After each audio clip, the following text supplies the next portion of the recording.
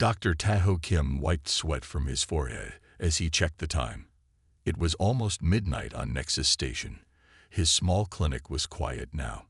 The last patient, a human miner with a broken arm, had left an hour ago. Time to close up, he said to himself. His voice echoed in the empty room. Taho had been the only human doctor on Nexus Station for 3 years now. The space station sat at a crossroads where 7 major space routes met. All kinds of beings passed through here. Most aliens had their own doctors, though. Taho mostly treated humans who lived on the station or were just passing through. He was putting away his tools when he heard a loud crash against the clinic's front door. Taho froze. The crash came again, harder this time. Then came a sound like giant claws scratching metal. Help. Need help. The voice was deep and rough. It didn't sound human at all. Taho walked slowly to the door. His hand hovered over the emergency button. One press would call station security. He took a deep breath and opened the door instead. The being that stood there was massive. At least 7 feet tall with a hard outer shell like a giant insect. 4 arms, 2 legs. Its skin was black with red stripes. One pair of arms held another similar creature that wasn't moving. Taho stepped back in shock. He recognized this species from security warnings. A Vex, one of the most feared raiders in 3 star systems. They attacked ships, took what they wanted, and left no survivors. And now one was standing at his door. Please, help friend. Dying. The Vex's voice came out as clicks and hisses through its moving mouthparts. The wounded Vex was leaking bright blue blood. It dripped onto the clinic floor, glowing slightly in the dim light. Fear told Taho to shut the door and call security. But his doctor's training made him look closer at the wounded alien. Its breathing was shallow. One of its legs was nearly severed. A large crack ran across its chest shell. Bring him in, Taho said, pointing to his exam table. Put him there. The Vex carried its friend inside and gently laid him on the table. The wounded one made a weak clicking sound. What happened? Taho asked as he gathered his tools. Ship explosion. Bad fuel mix. Not raid. Accident. The Vex's 4 hands moved nervously. Its large black eyes never left its friend. Taho nodded. He didn't really believe it was an accident. But right now, that didn't matter. He had a patient who needed help. I've never treated a Vex before, Taho admitted. Your biology is different from humans. Try. Please try. No Vex doctor on station. Hi here. Can't go home like this. Taho looked at the wounded Vex. Human medicine wasn't made for beings with exoskeletons and blue blood. But some principles had to be the same. Stop the bleeding. Clean the wounds. Support broken parts. I'll do my best, he said. But I need to know more about Vex bodies. Tell me what you know. For the next 3 hours, Taho worked with makeshift tools and creative solutions. He sealed the cracked shell with a special resin normally used for fixing spaceship windows. He reconnected the damaged leg using wire and parts from his medical equipment. The standing Vex watched everything. Sometimes it gave useful information about Vex anatomy. Other times it just clicked its mandibles nervously. Finally, the wounded Vex stabilized. Its breathing became stronger. The blue blood stopped leaking. Your friend will live, Taho said, removing his gloves. He was exhausted but satisfied. He needs rest now. The Vex made a strange sound. It took Taho a moment to realize it might be the equivalent of a sigh of relief. Human doctor good. Very good. The Vex reached into a pouch at its side and pulled out several glittering stones. Payment. Taho looked at the gems. They were worth more than he earned in 6 months. Half now. Half when friend walks again, Taho said, taking only some of the stones. The Vex made a clicking sound that might have been a laugh. Fair. Very fair. It leaned closer to Taho. Word will spread of human doctor who helps without questions. Taiho didn't realize then how true those words would become. 2 weeks passed since Dr. Taiho Kim treated the injured Vex. The wounded alien had recovered enough to leave the hidden back room of the clinic 5 days ago.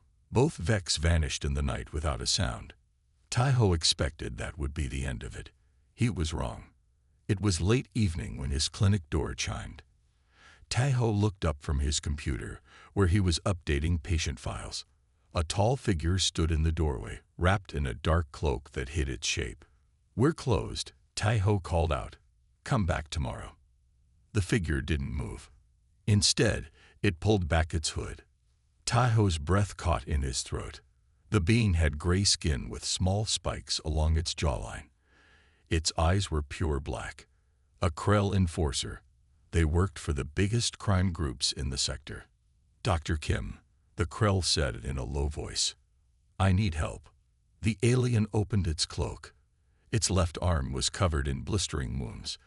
The skin bubbled and smoked slightly. "Acid burns."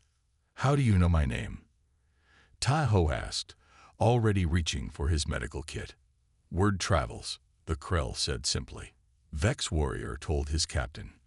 Captain told others. "You help without questions." Taiho nodded slowly. "Sit there," he said, pointing to the exam table. "Let me see those burns." As he worked on the Krell's wounds, applying a special gel that cooled the burning, Taiho wondered what he had gotten himself into. One dangerous alien patient was strange. Two seemed like the start of a pattern. The Krell paid with rare metals, just like the Vex had. "More than fair," it said before leaving. "Your name is being spoken with respect." 3 nights later, it happened again. This time, 2 small beings slipped into his clinic just before closing. They moved like shadows, barely making a sound. Each stood about 5 feet tall with thin bodies and large eyes that glowed faintly yellow in the dim light. Moros assassins, known for their skill at killing targets without being seen. "We heard you can help," one said in a whisper-soft voice. Both suffered from the same strange symptoms: shaking hands, confusion, memory problems. Taiho recognized it as neural damage, perhaps from exposure to a toxin. As he treated them, one assassin explained, "Target had new defense system. Gas we didn't know about." They paid with information instead of goods. "Security Chief Juan plans to increase patrols in this sector next week," one told him. "You might want to add a back door to your clinic." Taiho followed their advice. It proved useful when a pack of Draknir hunters arrived 10 days later. 4 large furry beings with sharp teeth and claws. They couldn't have walked through the main station without causing panic, but they found the back door without trouble. One had a deep chest wound. Another had lost an eye in some kind of fight. Taiho worked through the night to help them all. "Why do you come to me?" Taiho finally asked as he finished bandaging the last Draknir. "Surely you have your own doctors." The lead Draknir growled softly. "Our kind are not welcome here. Other doctors would report us. You treat the wound, not the being." After they left, Taiho sat alone in his clinic. In just a month, he had treated members of 4 of the most dangerous species known to humans. All had found him through word of mouth. All had treated him with strange respect. The next morning, Taiho ordered more supplies and converted a storage room into a second treatment area. He had a feeling he would need it soon. On his computer, he began a new medical file system. One that existed only on his private server. One with no names, just codes. If these dangerous beings were going to keep coming, he needed to be prepared. What Taiho didn't know was that in shadowy corners of the galaxy, in places where humans never went, his name was already becoming legend. 3 months had passed since the first Vex Warrior stepped into Taiho's clinic. Now his calendar had more alien patients than human ones. His back room, hidden from view with a sliding panel, was rarely empty. Tonight, he was treating a large Svarlik. Its rock-like skin was cracked along its back.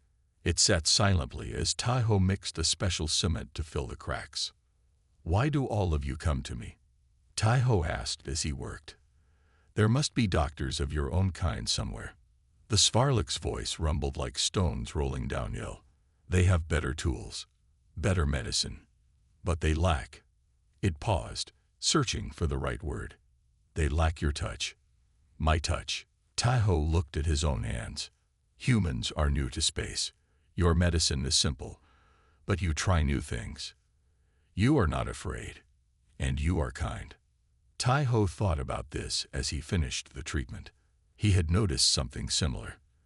The station had alien doctors with advanced technology, but they stayed within the rules of their training.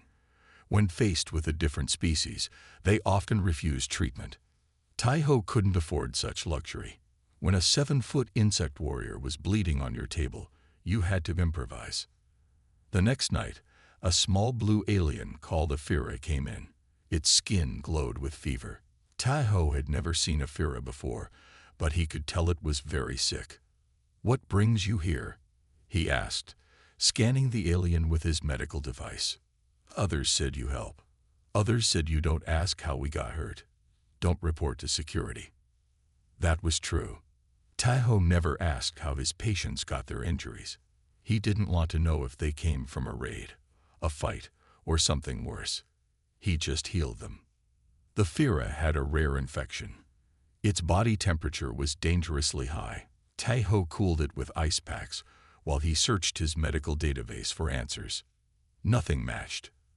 The Fira was getting worse. Taiho looked at his shelves of medicine. What would work on this kind of alien? He didn't know. But he did know that some basic principles crossed species lines. Fighting infection, reducing fever, supporting the body's own healing. He mixed 3 different medicines together. It was risky. It might not work at all. But the Fira would die without help. "I'm going to try something," he told the sick alien. "I can't promise it will work." The Fira's glowing skin flickered. "Try, please try." Taiho gave the injection. For an hour, nothing happened. Then slowly, the glow began to dim. The fever was breaking. By morning, the Fira was sleeping normally, its skin no longer burning with light. When it woke, the Fira stared at Taiho with large round eyes. "You saved me, with human medicine." "Not exactly," Taiho admitted. "I made something new. For you." The Fira nodded. "This is why we come. The others, they only know their way. You find new ways." After the Fira left, Taiho sat alone in his clinic. He understood now. These beings didn't come just because he kept their secrets. They came because of how he practiced medicine. Humans were newcomers to the galaxy. Their technology wasn't the best. Their knowledge had gaps. But they adapted. They tried new things. They worked with what they had. And there was something else too. Something the Svarlik had noticed. When dangerous beings came to his clinic, Taiho saw past their fearsome looks, past their reputations. He saw patients who needed help. He treated them with the same care he would give a human child. That night, a message arrived on his private terminal. It contained blueprints for alien medical equipment. The sender was anonymous. The message simply read, "For the human doctor who helps us all." Taiho's reputation was growing, and with it, unexpected support from the shadows. Taiho looked at the growing line of patients in his back room. 3 Krells, a Vex, and something he couldn't even name waited for treatment. He needed help. That morning, he had posted a small ad on the station's job board. Medical assistant needed. Unusual hours. Good pay. No questions asked. By noon, his door chimed. A young woman stood there, looking nervous. She was short with dark hair pulled back tightly. Her eyes darted around the room, taking everything in. "I'm Jisoo Park," she said. "About the job." Taiho studied her. "You have medical training." Jisoo nodded. 3 years at Seoul Medical Academy. Then, she paused. "Problems." I didn't finish. "What kind of problems?" I asked too many questions. Tried things they didn't teach. They said I was reckless. She looked down. Maybe I was. Taiho smiled slightly. Someone who tried new things might be exactly what he needed. This job isn't normal, he warned. My patients are different. I need work, Dr. Kim. I'll do whatever you need. Come back tonight at 11, Taiho said. Then we'll see. When Ji-soo returned that night, Taiho led her to the back room. He opened the hidden panel. Ji-soo gasped when she saw the aliens waiting inside. These are my patients, Taiho said simply. The Vex clicked its mandibles. One of the Krells growled. Ji-soo took a step back. You treat them. But there, she couldn't finish. Dangerous. Yes. Sick. Also yes. Taiho handed her a medical scanner. Can you help or not? For a long moment, Ji-soo stood frozen. Then she took the scanner and stepped forward. What do I do first? She asked. For the next week, Ji-soo trained under Taiho. She learned quickly. At first, she jumped at every sound the aliens made. She stayed close to Taiho. But day by day, her fear lessened. Then came the night that changed everything. A group of Svarlik raiders burst through the back door. They carried one of their young. It was small for a Svarlik, its stone-like skin still soft. It wasn't breathing right. Help, the lead Svarlik rumbled. Child dying. Taiho scanned the young alien. Its life signs were weak and getting weaker. What's wrong with it? Ji-soo asked, looking at the readout. I don't know, Taiho admitted. I've never treated a Svarlik child before.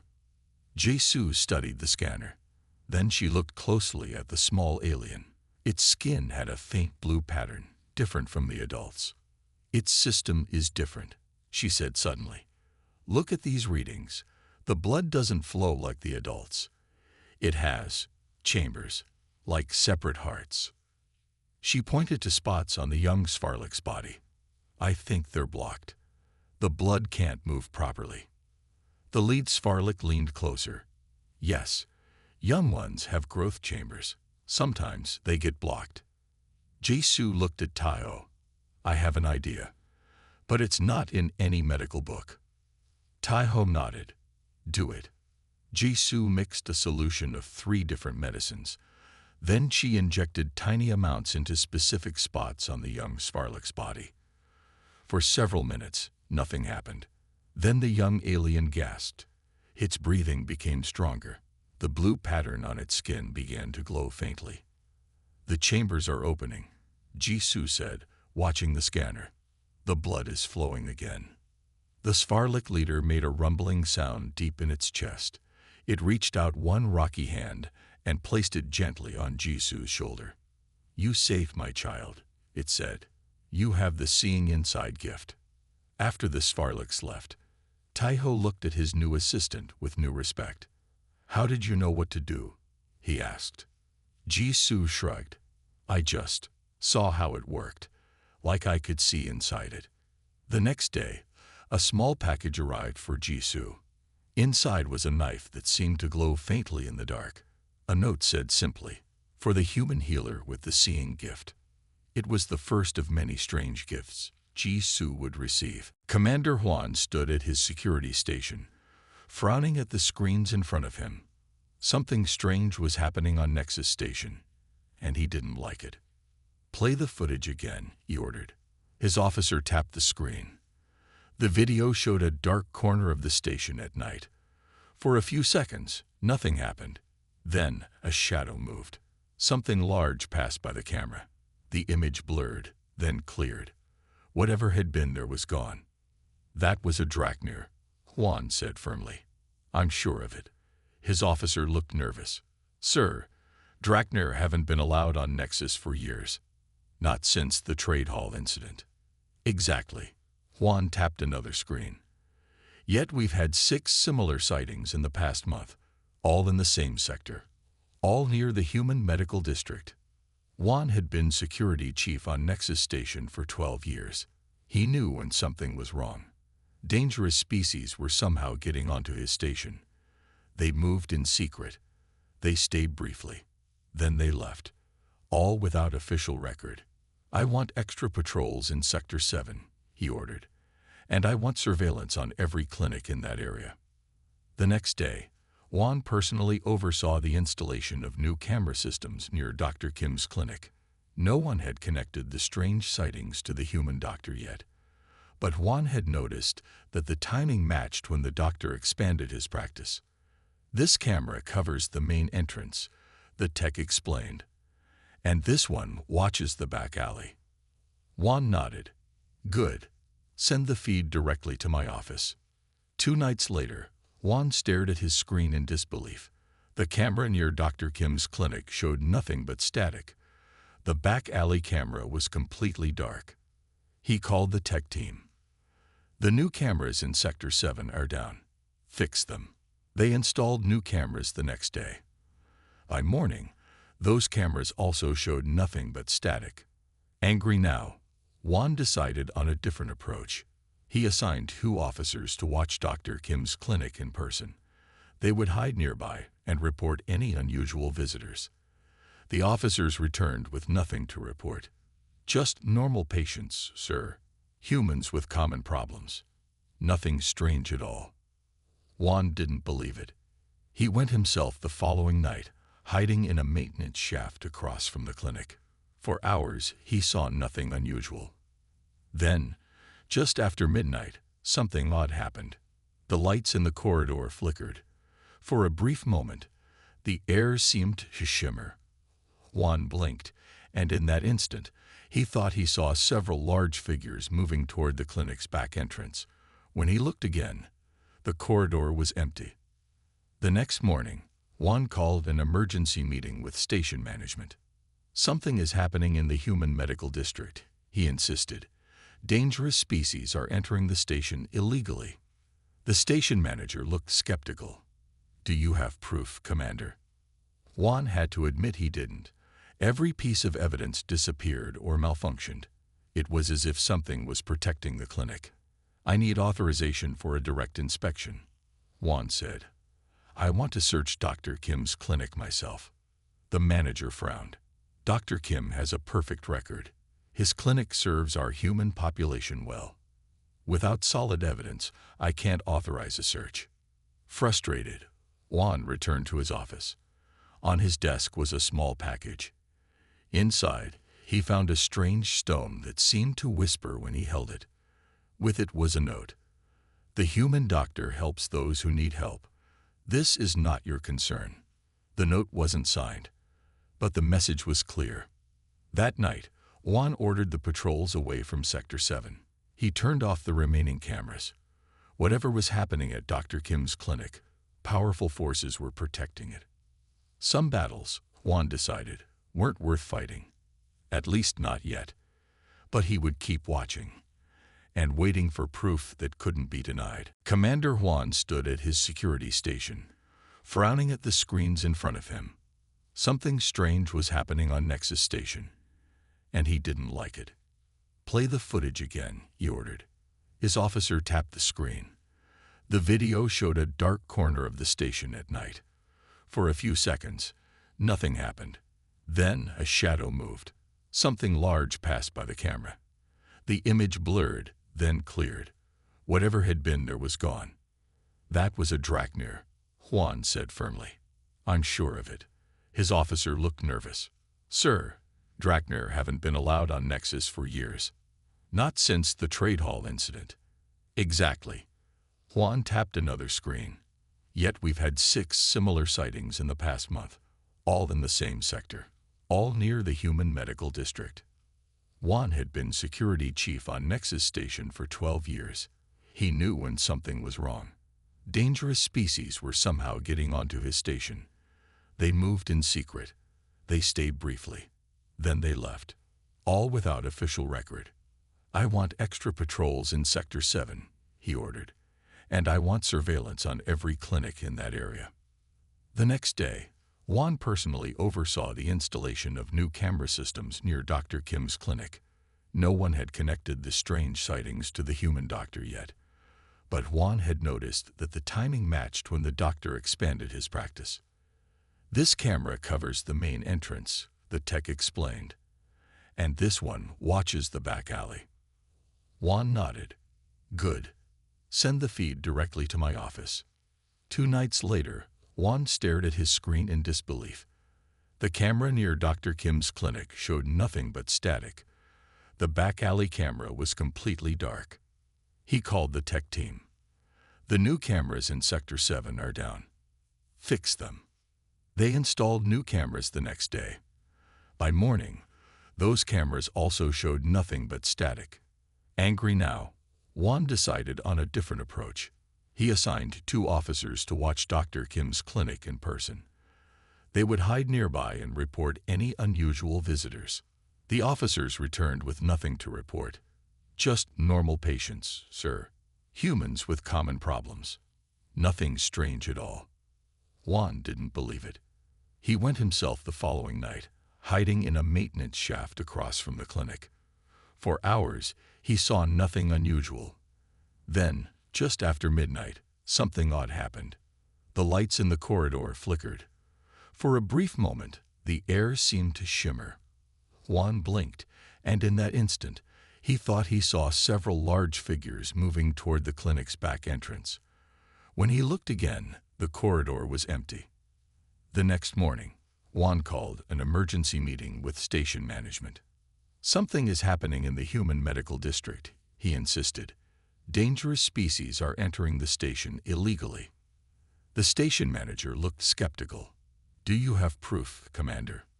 Juan had to admit he didn't. Every piece of evidence disappeared or malfunctioned. It was as if something was protecting the clinic. I need authorization for a direct inspection, Juan said. I want to search Dr. Kim's clinic myself. The manager frowned. Dr. Kim has a perfect record. His clinic serves our human population well. Without solid evidence, I can't authorize a search. Frustrated, Juan returned to his office. On his desk was a small package. Inside, he found a strange stone that seemed to whisper when he held it. With it was a note. The human doctor helps those who need help. This is not your concern. The note wasn't signed, but the message was clear. That night, Juan ordered the patrols away from Sector 7. He turned off the remaining cameras. Whatever was happening at Dr. Kim's clinic, powerful forces were protecting it. Some battles, Juan decided, weren't worth fighting.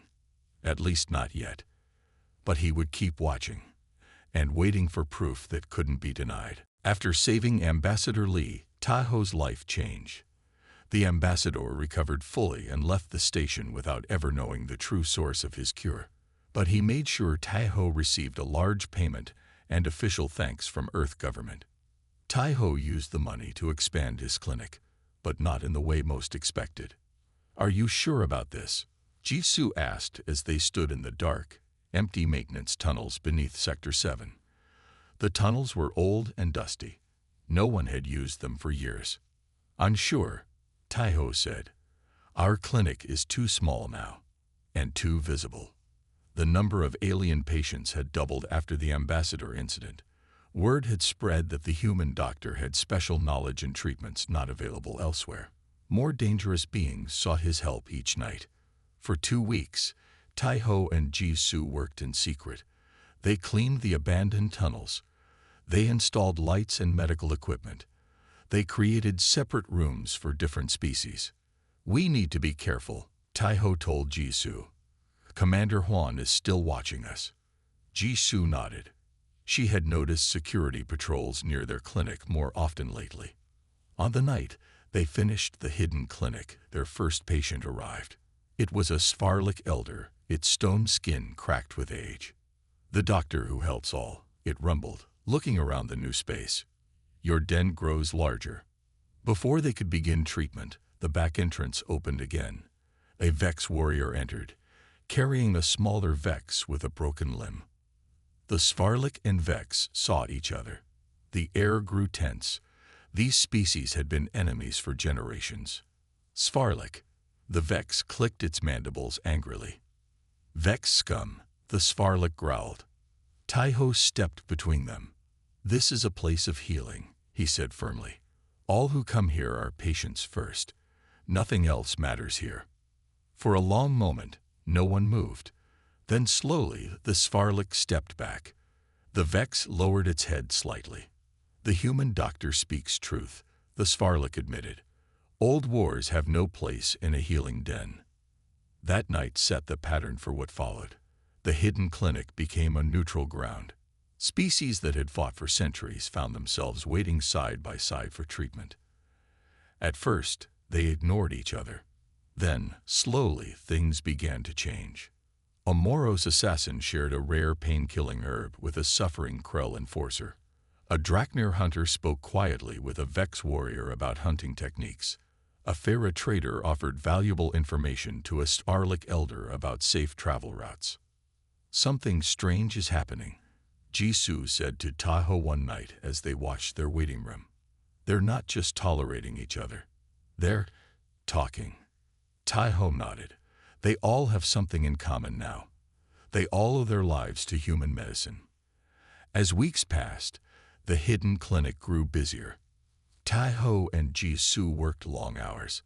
Sometimes they slept in the tunnels rather than returning to their homes. One night, a young Vex arrived alone. It wasn't injured or sick. It carried a small device. "For the tunnel den," it explained, setting up the device in a corner. "Hides heat and movement from station sensors." The next day, a Krell brought power cells that made their equipment run better. A Draknir pack delivered fresh meat and supplies. A Moros pair installed security systems that alerted them to anyone approaching the hidden entrances. "They're helping us now," Jisoo realized, "not just paying for treatment." She was right. Without planning it, Tahoe had created something new on Nexus Station. A place where enemies could meet without fighting. A place where information and resources were shared freely. It wasn't just a clinic anymore. It was becoming a sanctuary for the galaxy's most dangerous beings. A neutral ground based on a simple principle. The human doctor helps everyone, without question or judgment.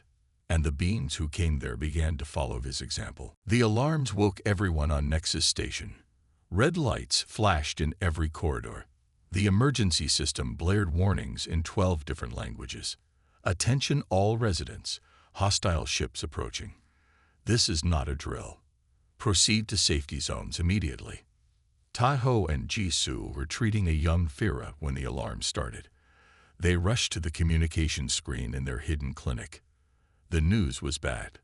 "A fleet of unknown ships has surrounded Nexus Station," the announcer said. "They are not responding to messages. Defense systems are active." The screen showed images of 20 large warships surrounding the station. Their weapons were aimed and ready. "Who are they?" Jisoo asked, watching the screen with wide eyes. One of their Krell patients stepped forward. "The Pure Path," it growled. "Radical group. They hate all mixing of species, want each kind to stay in their own space." A message suddenly came from the attacking ships. Their leader appeared on screen, a tall being with pale skin and cold eyes. "Nexus Station has become a symbol of unnatural cooperation between species," the leader said. "This cannot continue. Surrender now or be destroyed." Station Manager Kang appeared next. "We are a peaceful trading post. We have done nothing wrong." "You allow contamination between pure species," the leader replied. "Surrender in 1 hour, or we attack." In the command center, Commander Juan prepared his security forces. The station's defenses were good, but not good enough to stop 20 warships. "Begin evacuation of all civilians," he ordered. "Prepare escape pods."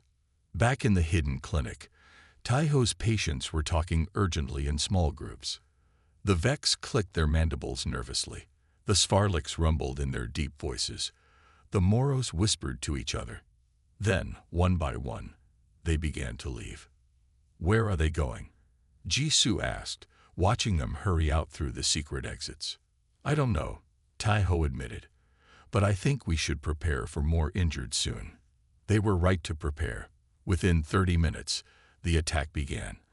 The station shook as enemy weapons hit the outer shields. Lights flickered. Power failed in some sections. Tahoe and Jisoo worked quickly to secure their medical supplies. They knew many people would need help soon. Then something strange happened. On the communication screen, they saw one of the enemy ships suddenly lose power. Its lights went out. It drifted away from its position. Then another enemy ship began spinning wildly, as if its controls were not working. "What's happening?" Jisoo asked. The answer came from an unexpected source. The screen showed small ships attacking the enemy fleet, ships of many different designs, ships that should never work together. "Those are Vex raiders," Taeho said in shock, pointing to one group. "And Krell enforcers," Jisoo added, pointing to another. They watched as Draknir hunter ships, Moros stealth vessels, and Svarlik heavy cruisers joined the attack. Species that had fought each other for generations were now fighting side by side. The Pure Path fleet tried to regroup, but they were under attack from all sides. Their leader's voice came over the communication system again, now filled with confusion. "Who dares interfere? What alliance is this?" The answer came from a dozen different ships, each in its own language, but all with the same message. "The human doctor station is protected." In the command center, Commander Juan stared at his screens in disbelief. The most dangerous beings known to the galaxy were defending Nexus Station, and they were winning. Within 2 hours, the enemy fleet was crippled. The surviving ships flowed into deep space. Station Manager Kang turned to Commander Juan. "What just happened? Who saved us?" Juan thought about Dr. Kim's clinic, about the surveillance cameras that never worked, about the strange visitors no one could catch. "I think," he said slowly, "we have friends we didn't know about." 5 years had passed since the attack on Nexus Station. Much had changed. Taeho stood at the window of his new medical center. It was no longer hidden in tunnels. It occupied an entire sector of the station, with large signs in multiple languages marking it as Neutral Medical Zone. After the battle, Station Manager Kang had called Taeho to his office. Commander Juan was there too, looking uncomfortable. "Dr. Kim," Manager Kang had said, "we know what you've been doing." Taeho had prepared for this moment for years. He was ready to defend his work.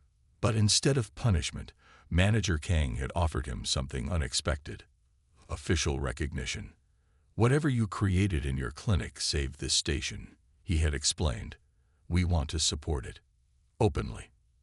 Now, 5 years later, that support had transformed Taeho's small operation into the largest medical facility in 3 systems. Species from across the galaxy came for treatment. Even beings from Earth visited to learn his methods. "Doctor, the new students are here," Jisoo called from the doorway. She was Dr. Park now, with her own medical degree and special training in cross-species medicine. Taeho turned from the window. In the large meeting room, 20 young doctors waited. Some were human. Others were Vex, Krell, Svarlik, and other species he had once treated in secret. "Welcome," Taeho said as he entered the room. "You are the 4th class of the Nexus Medical Academy."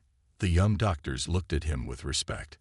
They had all heard the stories of how a single human doctor had changed relations between species that had fought for centuries. "Medicine is not about who you treat," Taeho told them. "It is about how you treat them. With respect. With care. Without judgment." After the class, Taeho walked through the main treatment area. In one room, a human doctor worked with a Vex assistant to treat a Krell patient. In another, a Svarlik healer showed a human nurse how to use a stone-based healing technique. "Dr. Kim," called a deep voice. Taeho turned to see a large Vex approaching. He recognized it immediately. The first patient he had ever treated, years ago. "Ship captain now," the Vex said proudly. "But I remember.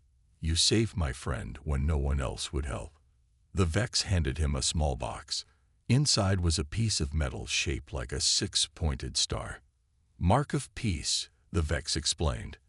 "Now recognized by 7 species. Means safe passage for any ship or station that displays it." Taeho held the star carefully. "This is a great honor." "Not honor. Truth." The Vex's mandibles clicked softly. "Your healing place showed us another way." Later that day, Tai-ho met with Commander Huan. The security chief had eventually become an ally, helping to create official protocols for the neutral medical zone. The diplomatic council is coming next month, Huan said. They want to study your methods. They think it might work on other stations. Tai-ho nodded. What had begun as a secret clinic was becoming a model for cross-species cooperation. Throughout the galaxy, other neutral zones were being established, many run by doctors he had trained. That evening, Tai-ho and Jisoo sat in his office, looking at old medical records. Did you ever imagine it would become like this? Jisoo asked. Tai-ho shook his head. I just wanted to help patients who needed help. Now they call it Kim's Peace in 7 languages, Jisoo said with a smile. Not bad for a small clinic doctor. Outside the window, ships of many different species docked at Nexus Station. Most displayed the 6-pointed star. Among them were vessels that had once been mortal enemies. The most dangerous beings in the galaxy still brought their injured to the human doctor, but now they came openly, with respect rather than fear, and they brought not just their wounded, but their young doctors eager to learn. All because one human had chosen to heal without asking why wounds were received.